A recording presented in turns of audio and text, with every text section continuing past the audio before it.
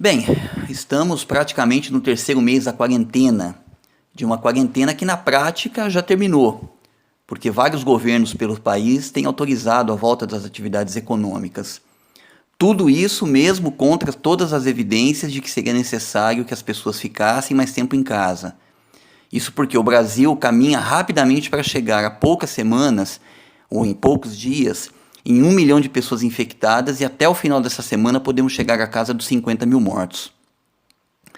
Enquanto essa tragédia humana e social acontece, o presidente da República, em atitude irresponsável e de completo desrespeito aos profissionais da saúde e aos enfermos, incentiva seus apoiadores a invadirem hospitais para, em tese, provar que essa pandemia não existe ou que está sendo exagerada pelos prefeitos, governadores e grandes meios de comunicação. Isso prova mais uma vez aquilo que já dissemos outras vezes aqui em nossa coluna. O governo Bolsonaro faz uma aposta consciente pelo caos. E essa aposta pelo caos nas últimas semanas tem feito surgir no cenário político do país rumores de que o presidente estaria a preparar um golpe de Estado apoiado pelos militares. Esse golpe de Estado fecharia o Supremo Tribunal Federal e o Congresso, pois Bolsonaro e a facção política burguesa que o apoia acusam esses poderes de não deixarem o presidente governar. Para alcançar esse objetivo, o Bolsonaro tem estimulado manifestações de apoiadores, inclusive com ele e alguns de seus ministros participando de algumas delas, que pedem o fechamento do STF, do Congresso e a instauração de uma ditadura sob seu comando. Como temos dito sempre por aqui, em política o real é aquilo que não se vê. E também temos dito que a economia esclarece a política, ou seja, os interesses das classes sociais e de grupos econômicos esclarecem as movimentações no mundo da política. O jogo político vai refletir esses interesses materiais. E aí cabe a pergunta: que interesse teria Bolsonaro em dar um golpe de Estado? O Congresso e o STF realmente agem no sentido de limitar o exercício dos poderes presidenciais? Esse golpe daria certo? Os militares estariam realmente fechados com essa ideia? Bom, vamos por partes. A primeira questão que precisamos entender é que existe um grande consenso na classe dominante brasileira. E o que seria esse consenso? Ele reside na ideia de que é preciso reorganizar o funcionamento do capitalismo no Brasil.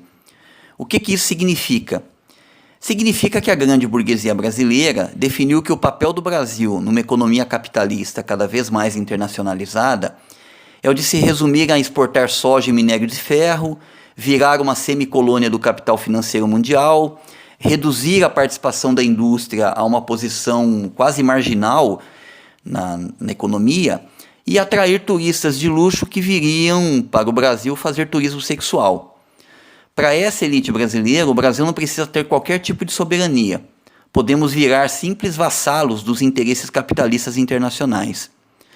Quanto a nós, o povo trabalhador, nos resta, dentro desse projeto, viver quase como escravos assalariados, como empregados em condições muito precárias, sem qualquer tipo de direito, ou seja, sem proteção trabalhista e social. Teríamos de nos virar para sobreviver como empreendedores, o que não passa de um nome bonito para uma realidade cruel de exploração sem qualquer limite. Como dissemos, o conjunto da classe dominante brasileira tem acordo com esse projeto de destruição do país, porque só a devastação do Brasil permite que ela possa acumular ainda mais capital pela apropriação das nossas riquezas nacionais, que são um patrimônio, seriam um patrimônio de todo o povo.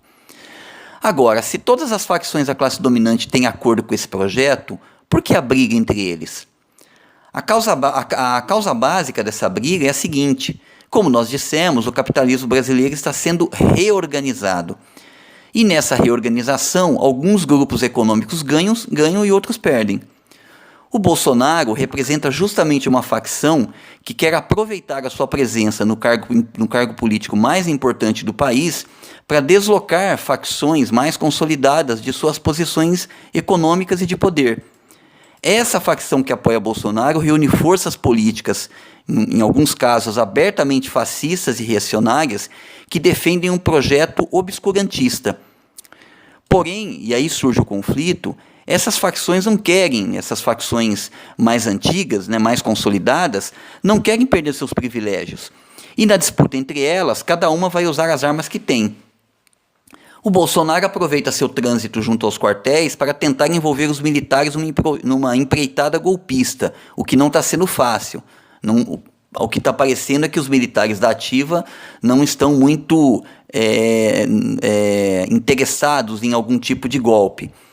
Enquanto isso, as facções burguesas que fazem oposição a Bolsonaro se apoiam no Supremo e no Congresso para limitar as ações do presidente, inclusive fazendo avançar investigações criminais que podem condenar os filhos de Bolsonaro e caçar a chapa que o elegeu por causa do processo das fake news. Por isso o presidente reage também com ameaças de golpe, caso a oposição estique a corda, como ele tem dito, e tente aproveitar a abertura de um processo de impeachment. Diante desse cenário, o que cabe a nós, o povo trabalhador, fazer? Em primeiro lugar, precisamos ter clareza de que um Estado ainda mais autoritário é ruim para os trabalhadores. Isso não significa defender esse Congresso e esse Supremo, que nos últimos anos atuaram no sentido de acabar com muitos dos nossos direitos para que a classe dominante implementasse essa reorganização do capitalismo em nosso país, como temos dito. Significa significa sim que nós temos que defender as liberdades democráticas contra a ditadura ou contra o fascismo. Porque um regime autoritário e fascista interessa só aos capitalistas. E sem essas liberdades, a nossa organização para lutar e exigir, mesmo que seja algum tipo de melhoria imediata, seria duramente reprimida no caso de uma ditadura, seja ela aberta ou disfarçada. Em segundo lugar, precisamos reconquistar os direitos que foram suprimidos nos últimos anos. A reforma da CLT precarizou ainda mais as condições de trabalho, e a reforma da Previdência vai levar muitos trabalhadores, num futuro não muito distante, a trabalharem até morrer sem ter direito a se aposentar.